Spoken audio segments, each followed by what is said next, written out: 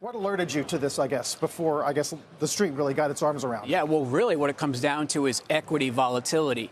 What we found was that pre-pandemic, we really built this model to look at high-yield credits. When you have an era where you have high price to book with equity names, you have volatile free cash flows, you have a high proportion of liabilities and short-term liabilities and not a lot of cash. The old adage that credit leads equity doesn't fly anymore. Equity actually leads credit. So we tinkered with this model in this new era where now we can apply this to investment grade credits because, again, price to book is very high for a lot of assets.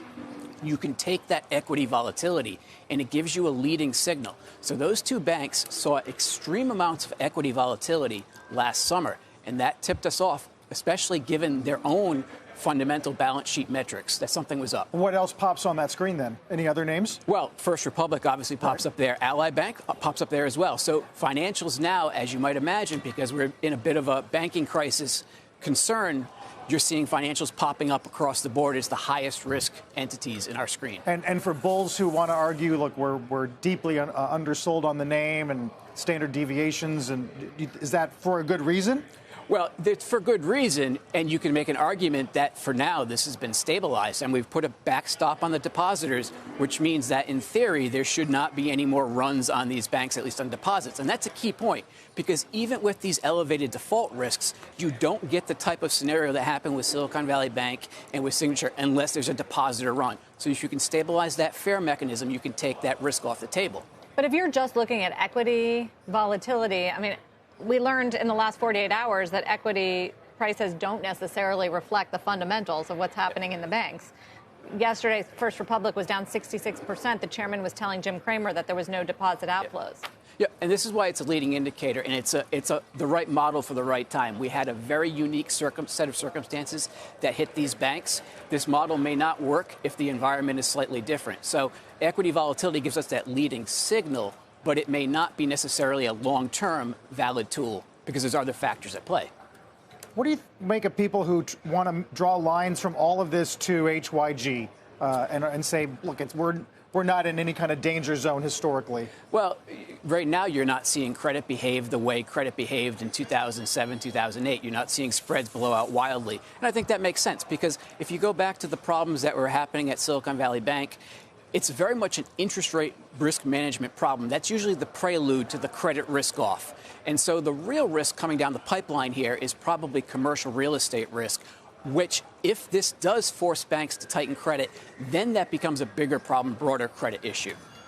So would you be watching the SL Greens and the Vornados? Or? Absolutely. And those banks that are most tied to commercial real estate, particularly those with the most concentrated real estate exposures, particularly those who have the most concentrated geographic exposures. Also looking at things like commercial mortgage-backed security spreads, particularly sub-investment grade or bottom-rung investment grade. Doesn't a directionally more dovish Fed take the heat off a little bit? It does. It gives you that sense of safety. Like we saw this in 2007. You saw periods where the Fed came out and gave us a little bit more dovish tone. You got rate cuts, and that gave the market some calm. But we knew the credit risk was building along the way.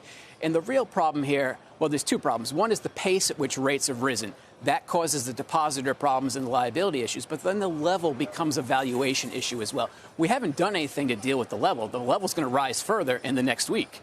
Are you seeing those kind of stress levels yet in the commercial real estate market? No, we're seeing bits and pieces. Just like everybody else, you get the anecdotal stories of landlords handing the keys back to the banks. You're seeing spreads widen out in the lowest rated investment grade rungs of commercial mortgage-backed securities. So you're seeing those initial signs, but there's nothing that's, again, is broadly systemic. And of course, the most important one is things like, well, one of the most important ones, non-performing loans. Banks aren't necessarily indicating non-performing loans are rising at this point or rising in any sort of worrisome way. Eventually, that is what we would worry about. That would be the coincident indicator. You're not calling for a Fed cut by any means. No, and I think it was premature. The market had priced in 2 Fed cuts for this year. I think it makes sense for the Fed to give us 25 basis points this month and then pause to evaluate, quote unquote, the data. Now, the data means the economic data, like the CPI, which came out hot today, right, or at least in line with expectations, but not at where the Fed wants it to be, but also the financial market data. So there's more. It's more than just inflation now. I think the Fed pauses, but I don't see cuts this year. A lot of people talking about Credit Suisse CDS today. Yeah, and this is a broader problem. It's not just U.S. banks. And that speaks to the next phase of this, the credit risks. There's going to be credit risks, and some banks are already seeing those credit risks. And as credit conditions tighten further, which they almost will from this phenomenon we've seen play out, you should start to see more strain on the credit-focused and credit-centric banks.